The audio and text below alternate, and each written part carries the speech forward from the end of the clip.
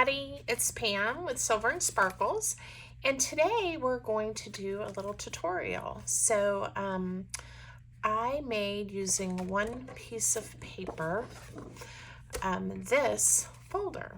So it opens up and it has double pockets here when you first open it up, okay, diagonal pockets, and then there's a pocket here that you can slide something in. There's quite a bit of room in there.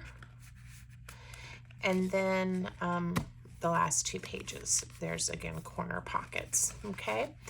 And it's pretty easy with just a little bit of folding and cutting and gluing to get this sweet little pocket. I think this would be great as an insert, you know, in a junk journal. It could go in a pocket of a larger journal. You could even get fancy and sew it into a signature, you know, in a journal. You could put it in a gift or in a card, or even be a little standalone memory keeper, like if you just had a special few pictures or something you wanted to save. So, all right.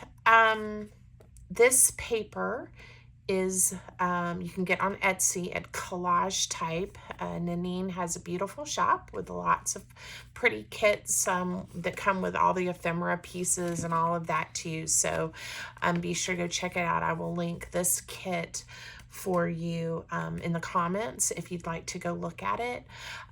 You can use any paper. You could use scrapbook paper, and you can also make these different sizes. I'm going to give you the measurements for this one, this little one that I made. But I'll show you how you could also use like a 12 by 12 piece of scrapbook paper or something different. Okay, so I hope you will follow along and enjoy this, and I'll try to be clear with my instructions. So I'm going to set this one aside.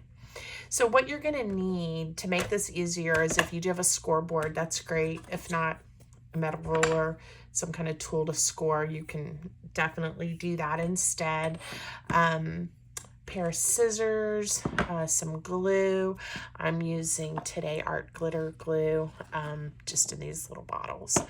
Okay, and then any other pretty things you want to decorate your folder with or add to it. So the piece of paper I'm using measures 10.5 by right at 7 3/4. Okay, so what we want to do is score it so that along this long edge, we have 3 sections that are the same. So since my piece is 10.5, I'm going to score this at, use the actual score tool that goes with my scoreboard, 3.5, and then I just flip it around like that and do 3.5 again, to keep the measuring easy. And then we've got one more fold or score, but we're just going to fold the paper in half the other way to make that easy, so you don't have to measure. And this is where, again, it really can be any size piece of paper. Do make sure everything lines up nice and even, and you don't have any cattywampus score if your scoring kind of went crazy. All right, it just taking that little extra time to make sure everything lines up nice does make a difference. Okay, so now I've just creased each of those scores that I made both directions. Now we're going to just fold it in a half long ways, or as my mom, who was the elementary school teacher, would say, this is hot dog side or style fold. So I guess a hot dog would fit in there, and then if you fold it the other way, a piece of paper, that was hamburger. She was a first grade teacher. Okay, so now you have a piece of paper that looks like this, and we are going to cut on the piece of paper along this fold line, just up to right down the middle, up to this score line. And I am guessing this is going to be hard to see. I have a pencil to help mark it, and hopefully everyone, including myself, can see. It is a very rainy, cold day here in Virginia. So we're going to go right up to this line, okay? And so it's even a little, even with my lights and everything on here in my craft room, it's a little bit dark and hard to see. And I picked this pretty paper. This side's a little bit easier to see. That makes it, the pattern is gorgeous, but it makes it a little bit difficult to see those fold lines. Okay, but I did it. All right, we're gonna just erase that little mark that we made. All right, now we'll see after I fold it if I have the directionality right or whatever. But again, you could fold it, and if you have to unfold it and fold it the other direction, you can. The easiest way that I can explain how to do this is have your paper with your cut at the top, and you're just going to fold it in half, okay? So now it would open like this, okay? And have your crease here at the top. So then you're going to fold both sides in like this, and then you're going to come in again like this. All right, let's see if I did it right.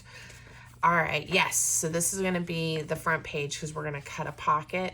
And you could cut, if you would like to have horizontal pockets, you could design this, you know, to have a pocket that direction if you wanted to. This is going to be that side slide pocket. We could even notch it if we wanted to show that pocket there. We might do that for this one just for fun. And then this is the second side that will cut a pocket. Now, if you will notice, this paper is beautiful and I like it, but the original one, I actually folded the other direction so that you could see all those pretty florals. So we're gonna start over and do that. This will also show you one more time how to fold it. So this time, we're gonna fold it this way and hope that this works. Okay, so again, I have my folded side here and my slit there, and we're gonna fold in, and we're gonna fold in. Ah, look, now it looks like the prototype. All right, so when I cut a diagonal, that'll be my first pocket. This will be my side slide pocket, and then we'll have a pocket here. So that worked. Okay. I know that's a little fiddly. If you're doing yours and you're getting confused, trust me, just slow down and it will fold together correctly. Now I'm going to show you what one looks like if you use a 12 by 12, just so you can see the size difference, piece of cardstock. So this is what one looks like with a full piece of 12 by 12 scrapbook paper or cardstock. Okay. So again, same thing. You've got your crease, your folds, you fold it in, and you fold it in.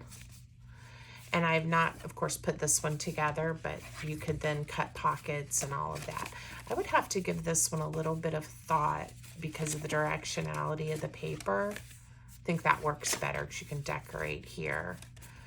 And now, well, of course, if you cut a pocket, but anyway, it doesn't matter. You do want to think through, though, if you use papers that you care about the direction of the pattern. Okay, so back to this one. So to make your pocket, you can use a ruler and decide, you know, the size and shape that you want your pocket to be. I tend to eyeball things, and then I can show you how you can make it even on the other side. So this one, I just kind of picked an angle and went for it. So we'll do the same thing. And I know I like a little bit of an edge here, so I'm gonna just chop. Carefully as okay. Now save this because we're gonna use this piece over here to make that pocket, okay? All right, so that looks good. Now, to make sure this one matches, just unfold and go like this. Okay.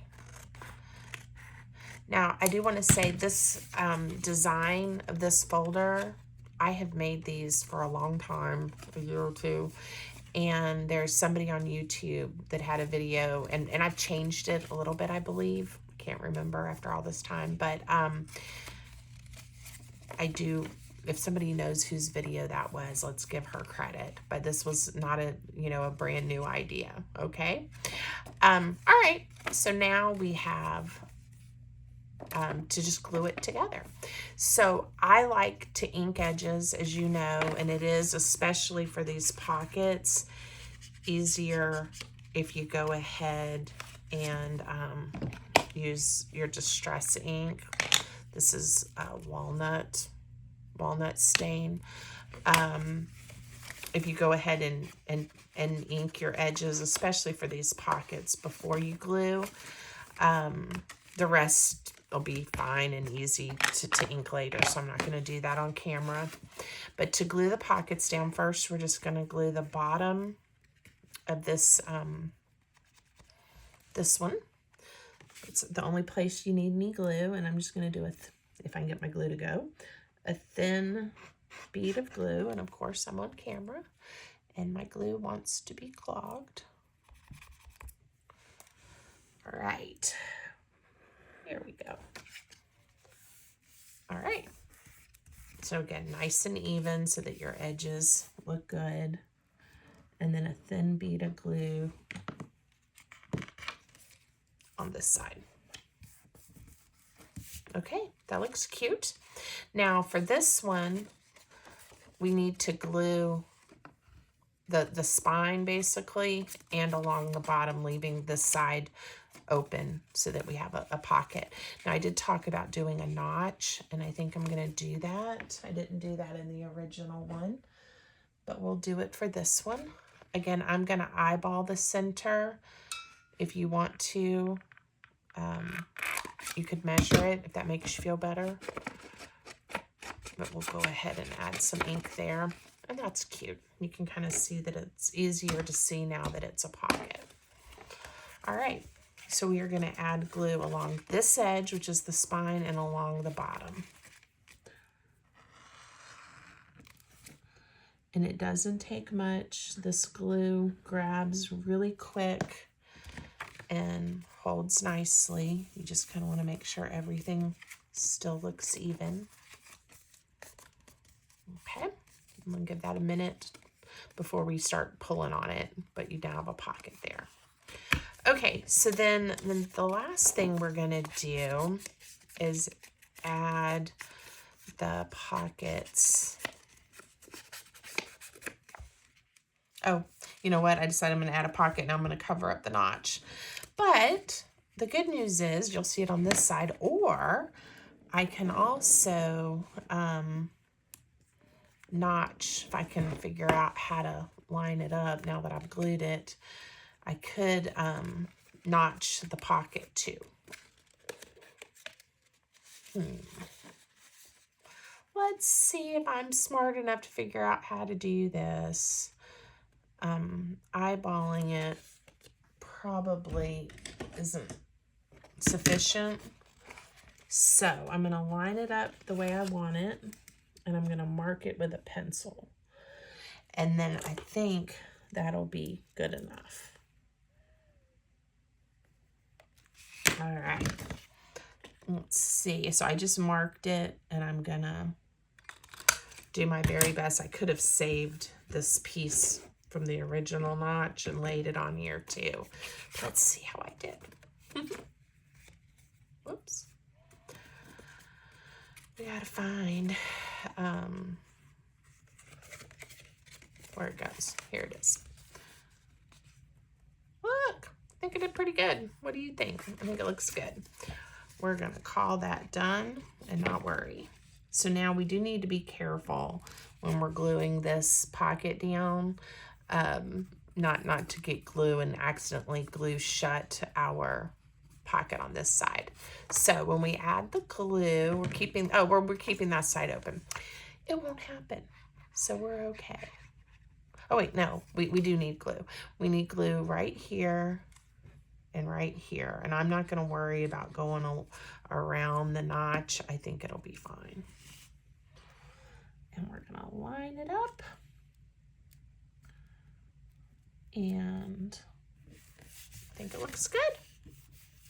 So now we have a pocket, and a piece of paper right here that goes this way. All right. And then the last pocket we want to put in is the one that goes here. This paper, it's really fun to work with. It just, the way I cut it and folded it, the patterns repeat perfectly.